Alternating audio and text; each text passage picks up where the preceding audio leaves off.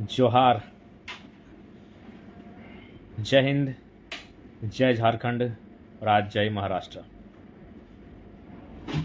आप सभी Facebook page में लाइव जुड़ने वाले तमाम साथी, अभिभावक, मार्गदर्शक, पथ प्रदर्शक सभी को जोहार और एक सूचना संदेश कि प्रथम बार झारखंड से बाहर, बृहद झारखंड से बाहर महाराष्ट्र राज्य के नवी मुंबई क्षेत्र अंतर्गत बेलापुर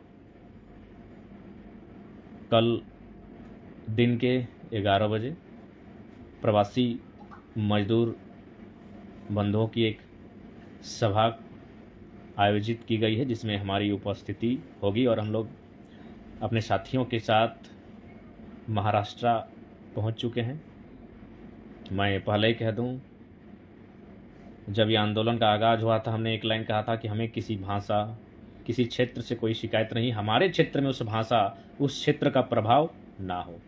अतः हमारे लिए जय हिंद भी, जय महाराष्ट्र भी, जय झारखंड भी और बाकी जितने भी हमारे भारतवर्ष के राज्य हैं, सबका जय जय हो।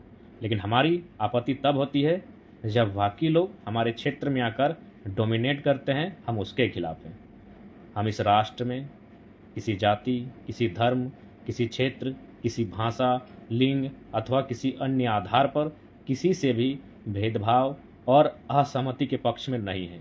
हमारी असहमति, हमारी आंदोलन, हमारी असहमति तभी बनती है जब कोई क्षेत्र हमारे क्षेत्र में जो हमारे क्षेत्र का नहीं है, जब कोई भाषा हमारे क्षेत्र में जो हमारे क्षेत्र की भाषा नहीं है स्थापित होने का प्रयास करती है, हम पर थोपने का प्रयास करती है, तब जाकर हम उस पर असहमत होते हैं। टुनटुंदा नगरी कला का विषय हम लोग का संज्ञान में है।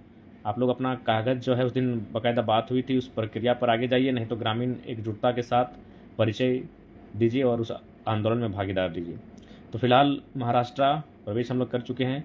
हमारे महाराष्ट्र में चूँकि जहाँ जहाँ मजदूर होते हैं उनका राज्य का एक संस्था चलती है, उसी क्रम में यहाँ श्रमिक संस्था चलती है। हमारे राज्य के जो झारखंड के प्रवासी मजदूर हैं उनकी एक इकाई, एक संस्था जो मजदूरों के हितार्थ के लिए कार्य करती है, सोचती है।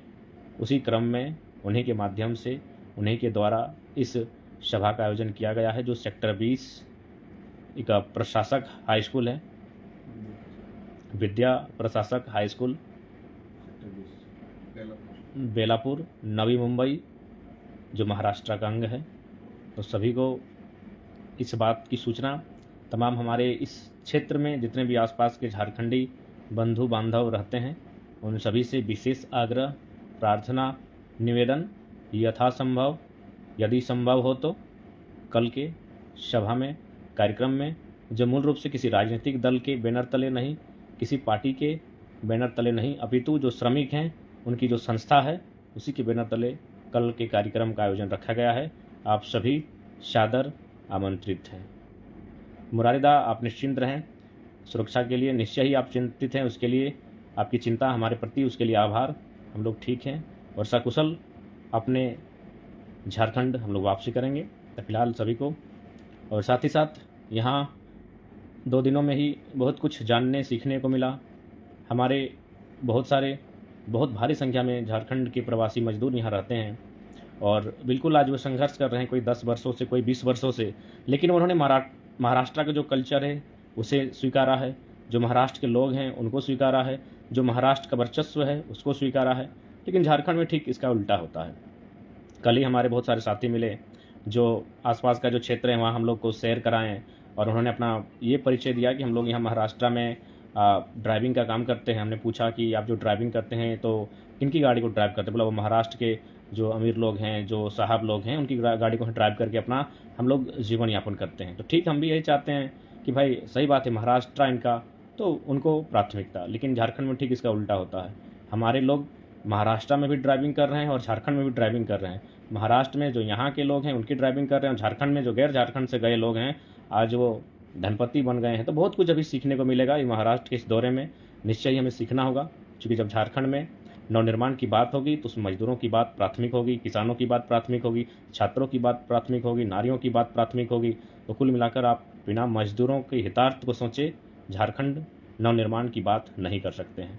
अतः भारतवर्ष के जिस जिस कोने में हमारे मजदूर भाई रहते हैं उन तक पहुंचना और वहाँ की स्थिति से अवगत होना, उन चीज़ों को समझना बहुत आवश्यक है। आवश्यक इसलिए भी है कि आखिर महाराष्ट्र में क्या स्कोप है। जब हम 40% खनिज संपदा देते हैं, इतना मिनरल्स देते हैं, रॉ मटेरियल्स कच्चे पदार्थ देते हैं, उसके बावजूद हमारे पास स्कोप नहीं है। और यहाँ किस प्रकार से स्कोप है जो मजदूरों का ध्यान अपनी ओर आकर्षित करता है, तो कहीं ना कहीं झारखंड में आखिर क्या कमियां हैं, इन चीज़ों को जानने के लिए हमें प्रयास करना होगा। क्योंकि भगत सिंह भी कहते थे, असल आज़ादी तभी आएगी जब मजदूर और किसान आज़ाद होगा, खुशहाल होगा। तो फिलहाल कल महाराष्ट्र की धरती में प्रथम बार प्रवासी मजदूर उनका कार्यक्रम आयोजन किया गया है। उसके लिए सभी को शुभकामनाएं और आगमन आपका हो, इसकी अभिलाषा करते हैं। जोहार झारखंड, जय झारखंड, जय हिंद, जय भारत, जय महाराष्ट्र।